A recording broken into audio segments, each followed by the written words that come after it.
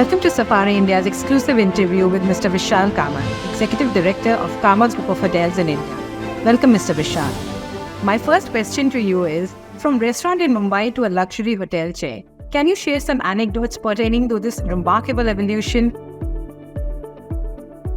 Yes, we as Kamats are very well known across not just India but the globe for our F&B, especially from the humble roots that my grandfather started from restaurantering, starting from a simple Udupi chain to becoming one of India's largest chains, which my father did, and evolving with time to, as India is aspiring, evolving with that aspiration to create Asia's first five-star hotel at the Orchid in 1997. A time when people did not know what is environmentally sensitive behavior, forget even hospitality, even to be environmentally conscious. The masses did not know that. And my father had the foresight vision. So the journey and the evolution has been very interesting, from a hyper quick QSR to a QSR to a fine dine restaurant to a fine dine five-star hotel. So the dining journey has been a pleasant one, with of course a lot of challenges, and I further take that mantle ahead. That is my objective and my goal and my passion. That's a very great journey that Mr. Kamat has started and you're taking it forward. On the macro front, what are the main challenges that the Indian hospitality industry is facing in terms of margins and profits? So the industry has been evolving. Before Corona, it was in a certain stage. Then Corona hit, which was a real shocker for about a year. And then from around 15 months to 18 months, we were seeing a revival in general. So the needs of the industry, apart from that, more importantly, the needs of the customer keep evolving based on time and place. And because of that, what we see is that our customers who earlier were very price conscious, today are more quality conscious. Before they were more cookie cut, they were okay with that. Now they are more experiential driven. They want something different. And there has also been another change from the hospitality service side. I think before Corona, we were more hospitable in a way. Now many things have moved towards a more self-service and a digitized form of hospitality, which is not wrong. It's the way the world is moving and we should move with that. But it has accelerated. Corona has helped a lot of things get accepted which earlier were not. A simple thing like, cash moving away and now digital payments coming in. The biggest success of India being UPI. Had it not been for Corona, I don't think UPI would have had the explosive growth it had. In the same way, had it not been for Corona, it would have not been possible for the explosive growth that the hospitality sector has seen. हर घने बादल के पीछे एक सूर्य छुपा होता है. So that's how basically the sunrise came back and these things have gone. Yes, that said, we should be always aware and prepared that again dark clouds can come. For that, what we need to do, I'll share with you ahead. Absolutely, that's so rightly said, Mr. Vishal. If there is one intervention that you would like the government to make, what should it be? So there are a lot of challenges with our industry. Our industry is one of the few sectors which deals with almost every department. Normally, in if you are a factory, you deal with very limited departments. If you are in service sector, you deal with very limited departments. But in our case, we deal with almost every department. It's a most highly regulated industry which we are in. So we need to, the main thing is basically ease of doing business, in which comes in everything. Your GST also, which is, when the GST was announced, it was announced one nation, one tax, one slab. But what we see is one nation, multiple slabs, multiple taxes with various challenges. So it's very taxing on our industry as a whole, whereby if we are not having ease of doing business. So if one thing I would request is basically, and it's not that there have been fantastic representations done by many people. So taking this representation forward to making sure that our business is more streamlined, be it excise, be it construction, be it labor laws. And while that's happening, there is improvement. It's very slow. So we need to accelerate that, keeping in mind how our industry and our economy is growing at such a fast pace.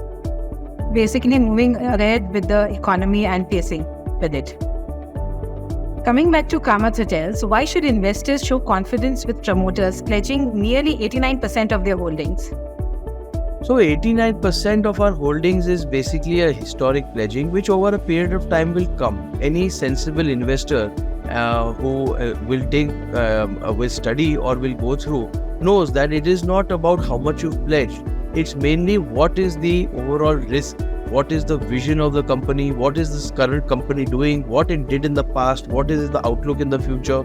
So the main crux an investor sees is a host of things, not just one aspect of the elephant. You have to see the entirety, and based on that, we are very happy to see the kind of confidence that we've got from our shareholders and investors, and we've seen a growth.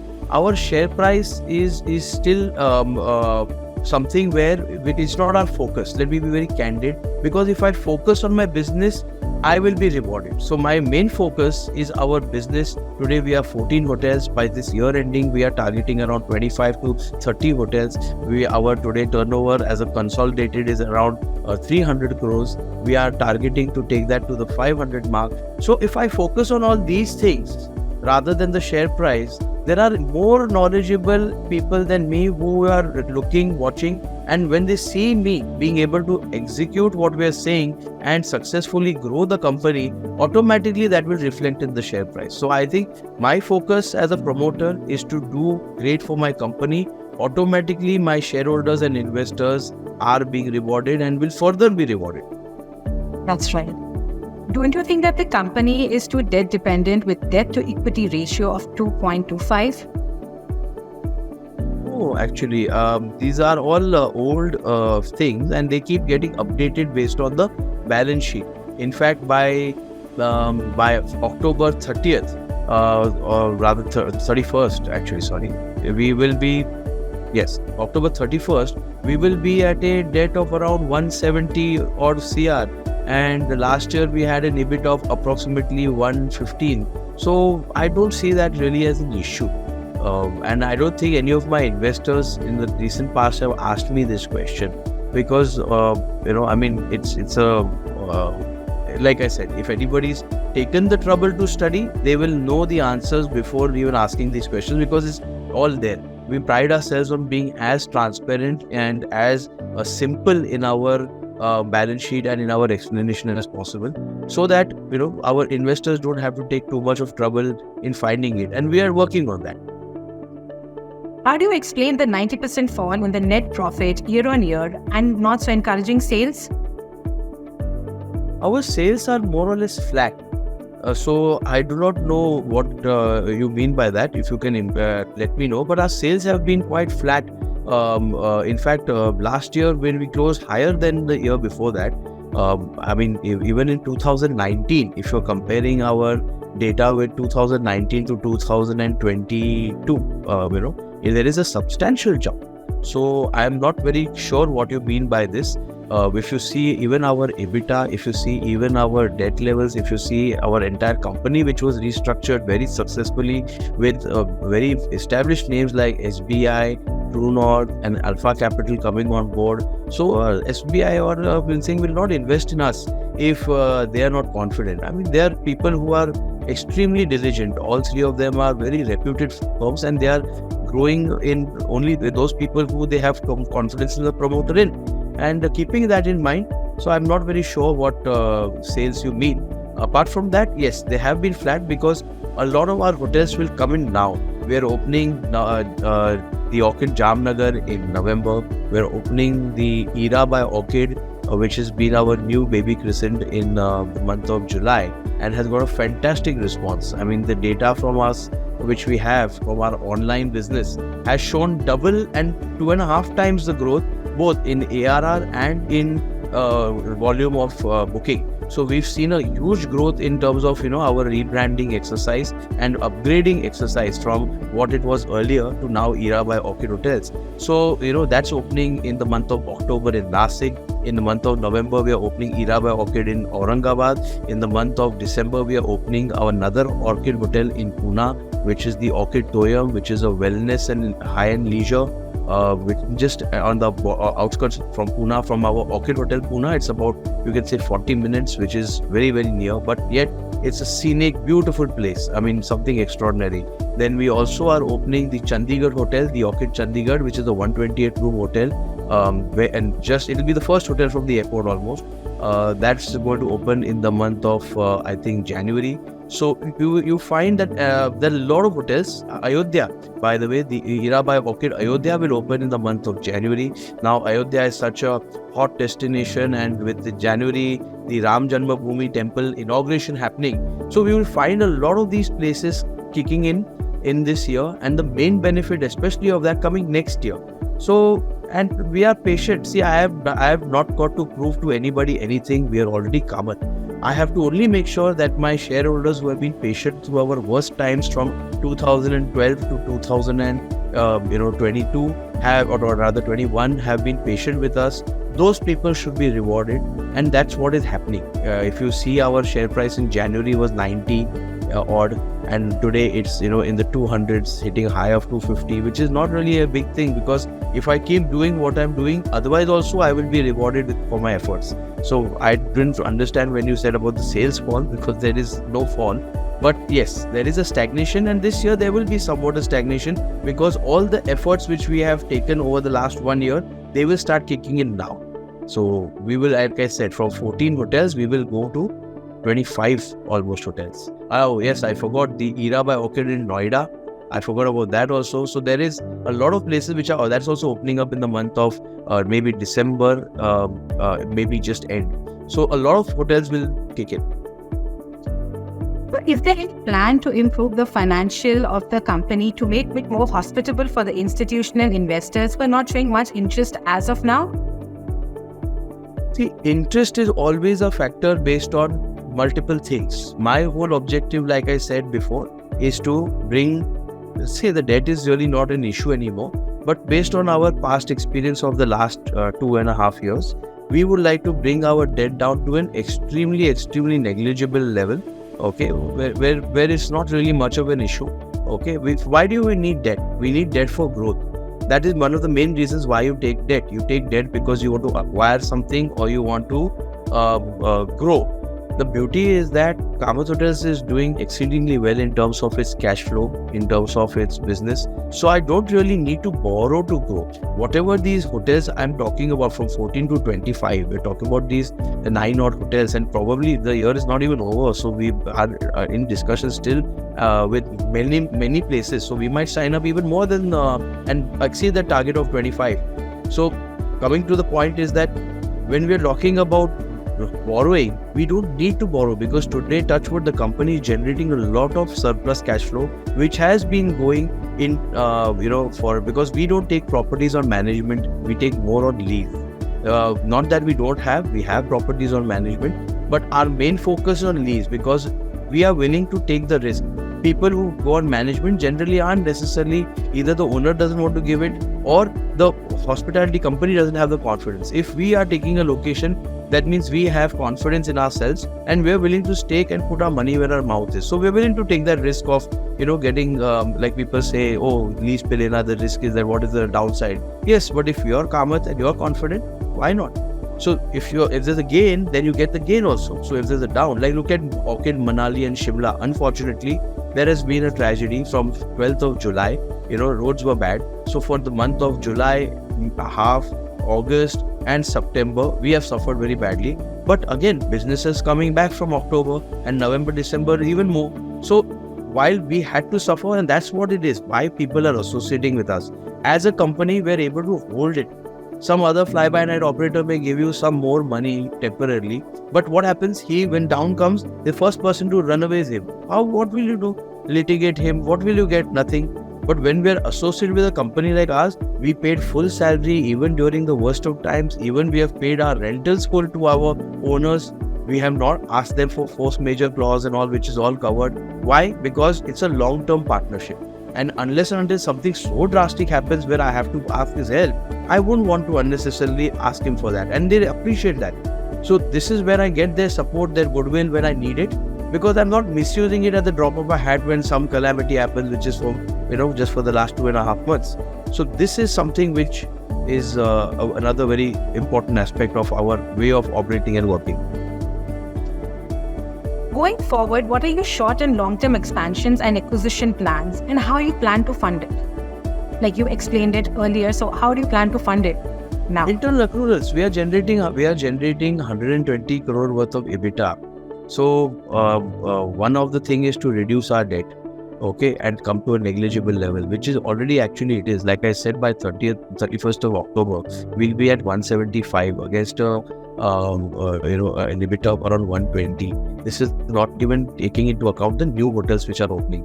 All these new hotels, whatever have been required, we have not borrowed a single rupee. From internal cash flows only, we are opening all these new properties. So I don't foresee us having, unless there is some big ticket acquisition. There are a few things we are looking at exploring where small groups are there. People also, while the sector may be booming, everybody has a reason to stay or not.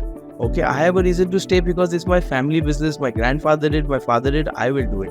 But there are some who have made something, they want to offload it now, they want to enjoy their life, they want to do something new, they want to go ahead. So then they come and they say, okay, here's my bouquet, will you be? So unless and until something like that is there, I don't foresee us requiring any, because right now also as we speak, we're speaking to quite a few number of hotels as in Ahmedabad, because we're already opening in Bhavnagar, we're opening in Jamnagar. So now in Ahmedabad, we're looking at 3 properties, and probably out of 3, 2 we may close, because they're in different areas. Today, every city is a micro market. So it's not necessary that एक city में एक ही hotel होगा. I mean, look at Era Mumbai and Orchid Hotel Mumbai. They're hardly, kilometer and a half away, but the markets are world apart.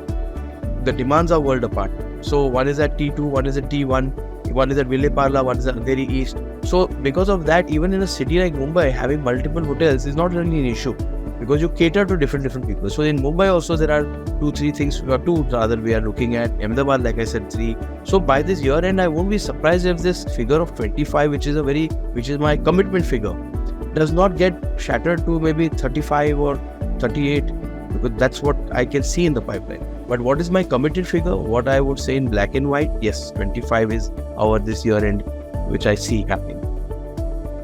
It's a very big number, sir. So does lack of quality manpower bother you? And are there any plans to use artificial intelligence for servicing guests? The servicing guests, I do not know yet what can be artificial intelligence, what can be, because ours is a very physical industry. You're more than artificial intelligence, what we need is practical common sense. That is many a times lacking in a lot of people when they come to work or when they apply for their job. Our industry is suffering from, I would not say suffering from qualitative manpower, it's suffering from by and large manpower itself. First there has to be a lot of manpower, then you can choose and see whether there's quality or not. But unfortunately today, the way our entire country is geared up and is growing, there is an overall shortage of manpower, and in that there is additionally qualitative manpower issues. So the biggest challenge for our industry, for our nation, is to be able to make more and more qualitative focused skill sets in people. They might be general skill sets, so that you can, because nowadays people shift their sectors also, which is not very uncommon. Hospitality industry, not from now, but right from when I first learned about it, hotels have been basically the poaching grounds for so many industries, whether it's banking, finance, wealth management. I mean, many of our Orchid team members and our Kamat Khandan members are in banking sector, because what hospitality teaches you in terms of customer management and handling situations, I don't think any industry teaches you that as much. I mean, you'll deal with human tragedy, you'll deal with fire and safety, you'll deal with customer behavior, you'll deal with staff behavior. So there is so much of human interaction at every level that it really is an amazing industry to fulfilling, very fulfilling. So coming to the artificial intelligence, this helps more from the sales side, where algorithms are written to help you increase your sale. But when it comes to customer servicing, I don't see that much happening yet, because it's a physical requirement. That's absolutely right, sir. Lastly, Mr. Vishal, how Kamat Hotel is planning to join the sustainable tourism campaign, and how do you think that sustainability would become a USP for hotel chains in days ahead? See, we can't join anything of which we are a pioneer. So it's more that people have been inspired over the last few decades, And that's basically what they're doing today, is what my father did in 97 and started this entire movement. And the greatness of our group and the greatness of my father is that he didn't start this as an intellectual property that orchid is environment. He said, no, orchid is environmental consciousness for our industry and society at large. And we spent a lot of time, energy, effort educating and inspiring fellow hoteliers, school children, society members, and anybody at large. In fact, if our core 5 ethos which is there is, water saving, energy conservation, solid waste management, community involvement, and employee engagement. These are the 5 globes that we follow within our company. And like I said, out of that, the 4th one, which is basically community involvement, is you can only involve the community when you engage them. So people, more than 2 lakh children have more than 2 lakh, but much more maybe, have come over the years to see Orchid Hotel. They come, we give them a small sandwich, and we give them a small like a sandwich, a samosa, and some cold drink, and then they show the entire hotel's environmental aspects. They go and see the vermicompost. They see the 4-bin theory, which is basically segregation at source. I mean, Dr. Kamat and all our team members have been habituated to doing 4-bin segregation from 97, which only became, I think, a BMC mandate much more recently in the last few years. So we've been ahead of the curve because we've seen the issues that will come to this world. Okay, they were already happening at that time. It's just that awareness was low. Today, because pollution is so widespread, today, thanks to media and thanks to various people's efforts, it's become now common knowledge. So being all this, what you see and what you asked us to join, we are already the principal of the school. So admissions mein kya le? That's so right, sir. Sir, and one thing, sir, your views on how Safari India is turning from physical to digital venture. I think that's an amazing step. A brilliant magazine like Safari, which has had 4 decades of, delighting people, educating people, and making India proud, needs a wider audience, which at times physical does not do. While the importance of physical cannot be negated, the reach of digital is far, far, far superior. And today the youth, the next generation of readers of Safari especially, are comfortable with it.